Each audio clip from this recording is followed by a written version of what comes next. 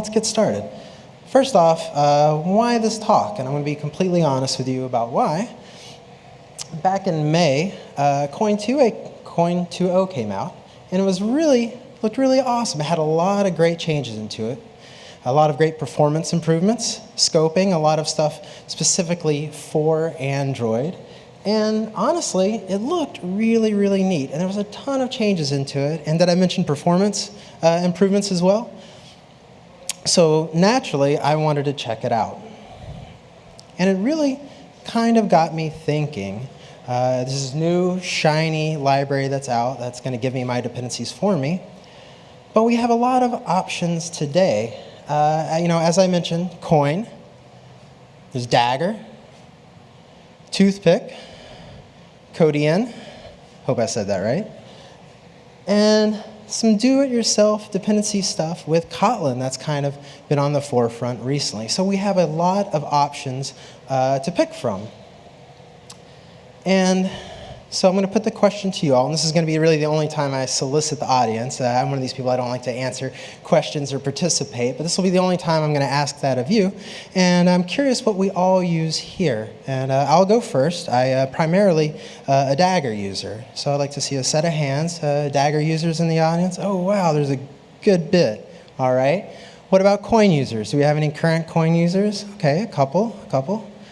How about Toothpick? I mentioned that. Oh, we've got one Toothpick user. All right. Koin? Any Koin users? Okay. All right. How about the do-it-yourself with Kotlin? Okay. How about people in here that don't use anything? Don't use any library? Wow. So everyone here uses something. Okay. Wow. That's really awesome. It's really great to hear. So let's take a couple of steps back before we get too deep, and let's talk about some of these terms and what they mean. So let's start with inversion of control. What the heck is that? Well, basically, it just means swappable components. We are inverting a typical flow of control, and we're breaking things up. Some other synonyms that are used is decoupling and modularity. A really good way to visualize this concept is the quintessential logger implementations. We have loggers, like for example, Timber is one. When we build our release APK, the release implementation of the logger gets sucked up. When we're doing a debug APK, the debug version of it gets sucked up. And we have these different implementations depending upon what we're using them for, hence the swappable piece.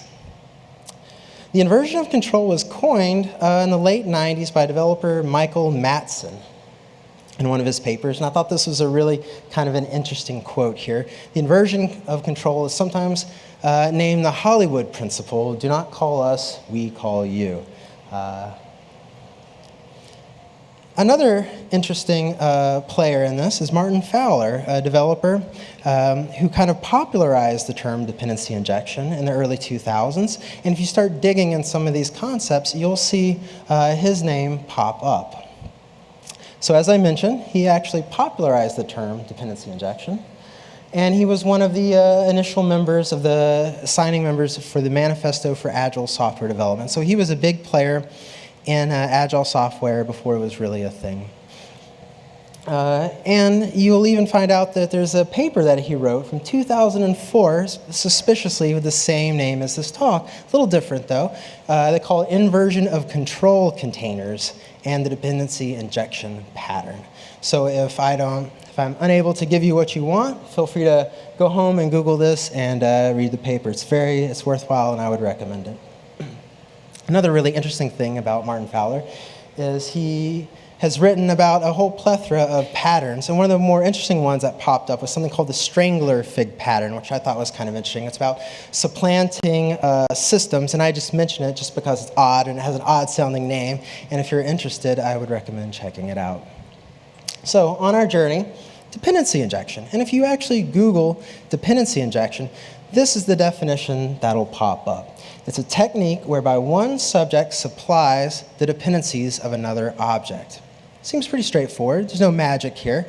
We're just supplying the dependencies from one object to another object.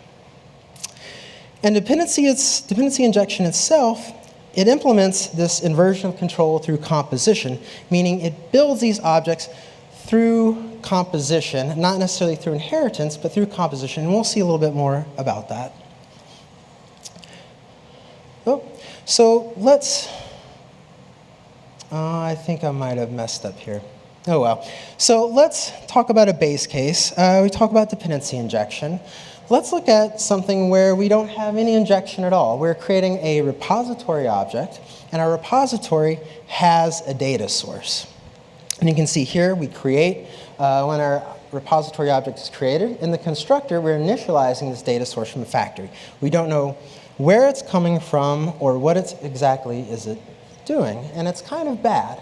And why is this bad? Well, there's no inversion of control that's happening. There's no separation of concerns. This repository is creating this data source internally, and we don't even really have the opportunity to mock it if we want. If we wanted to test our repository, there's no way we could create a fake object to shove in it and to see what happens. Previous slides back, we talked about inversion of control and the swappability. And this has no swappability and no inversion of control. So there's kind of three types of injection. There's constructor, and setter, and interface. And we'll kind of go over them individually. So the first one, constructor injection. And it is, as it sounds, we're adding our dependency through the constructor. You can see here we're creating our repository class, and it is consuming the data source via the constructor. One of the things I really like about constructor injection is it can show us bad smell. If we have an object that has a lot of dependencies, it'll be very, very obvious to us here. And we can start to think, okay, maybe I should refactor this. So there's some value to that. Another type of injection is setter injection, where we have a repository, and the field that we're interested in consuming, the data source, it is a field on our object. And the injector injects our data source onto our internal field, hence setter injection. And lastly, interface injection. And I'm including this just to be a little pedantic, this isn't really used much today. But the way this kind of works is the interface that we're talking about is basically the contract between the object that's consuming the dependency and the injector. So you can see at the very top that we define our interface as a inject data source, and it takes the data source that we want. And our repository object, it implements the interface, and so it internally knows how to deal with given that data source. So, as the name kind of implies, Dagger, it's a dependency injection framework. How does it work? It leverages a lot of this through compile time verification of our dependencies. And it does it by generating let me back up. It does compile time verification, and it also spits out generated code as well to do the glue and to accomplish the injection. So for example, here we have our main activity at the very top, and we have our field repository, which is a late init var. And in the onCreate of our activity, we're basically saying application component.inject this. And at compile time, Dagger goes through all the legwork of creating these factories to actually create the glue that does it for us. Oh, so you can see right there, that's our late init var, our field that we want to be injected. Here we do the inject, and then that's the actual generated code that sets our member. So let's start with service locators. Oop.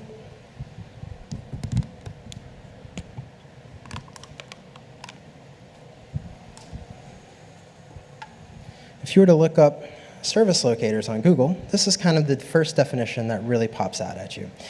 It's a pattern which is used to encapsulate the processes involved in obtaining a service with a strong abstraction layer.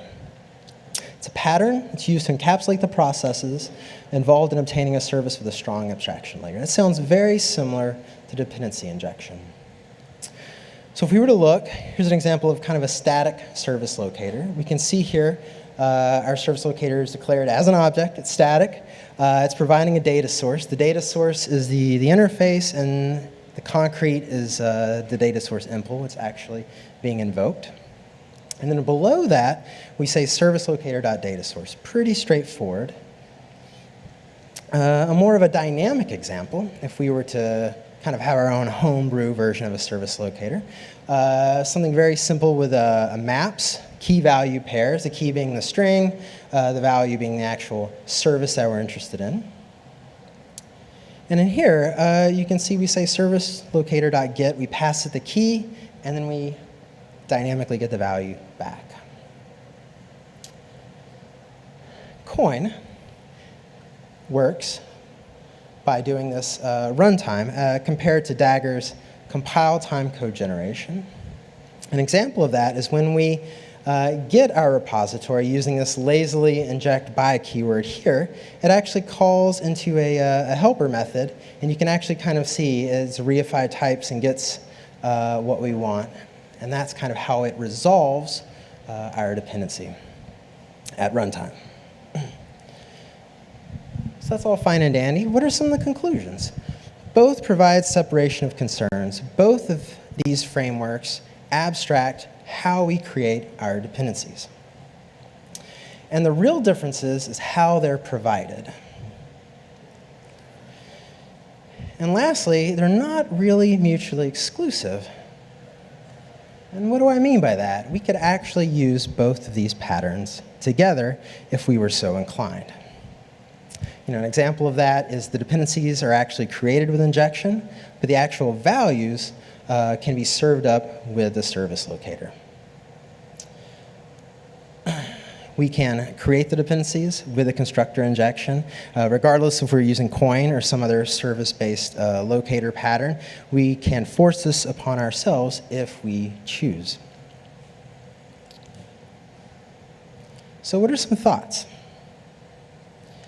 Guarantees. When we're considering these frameworks, what guarantees do we have? And what I mean by that is the dependency injection slant, the compile time, we're guaranteed a compile time, and the verification is done for us at compile time.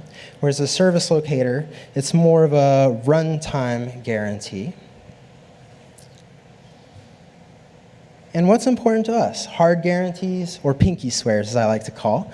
Not to diminish one or the other, but maybe it's something that we should consider and something we should talk about what's important to us as we're considering these libraries. Also, the costs involved. What are the costs? As I mentioned, compile time versus runtime, and there are costs involved. There are no free lunch. And what does that mean for us when we choose these? Also, the complexity. Do we want something that's maybe right out of the gate is easy to understand, or something that has a little bit of a higher learning curve, and something that would require a little bit more of a handoff to other developers that maybe take our place? And again, more cost, build time. What's the build time? What's the impact? These are all sort of thoughts and questions we should ask ourselves when we choose one of these libraries. And as I kind of implied, we should really think about that ourselves and what our principles are, kind of what our situations are too. Sometimes, are we the only developer? Are we on a team with other people that already have solutions and opinions? It's greenfield versus existing. Does it make sense to rip out something that is already working and replace it with something else? If we're greenfield, can we use something new and exciting? What are our limitations? And as I kind of hinted to earlier, onboarding of new developers and the complexity, how much effort, how much time will be spent doing this.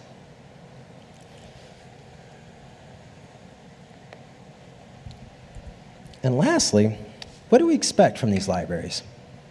What do we want? There's a reason why we're using them, and it's important to us.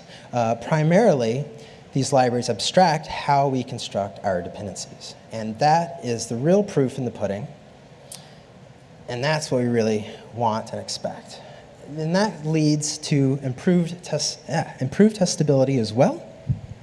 If we're forced to construct our dependencies in a certain way, primarily through constructor injection, then that forces us to think about what is required for these objects, and it'll lead to improved testability. And scoping, lastly scoping, we have this expectation of having a scope around the life cycle of these objects, whether it's a singleton or whether it's wired into something more Android specifically. We expect to be able to have scoping for these objects that are given to us. And lastly, I kind of want us to consider this. Martin Fowler mentioned the choice between the service locator and dependency injection is less important than the principle of separating configurations from the use of services within an application. And so this kind of implies that us using something is better than nothing, and I would agree to that. And if there's anything I would take away from this talk, it would probably be that. And that's it. It's a very short talk. Thank you so much. Thank you.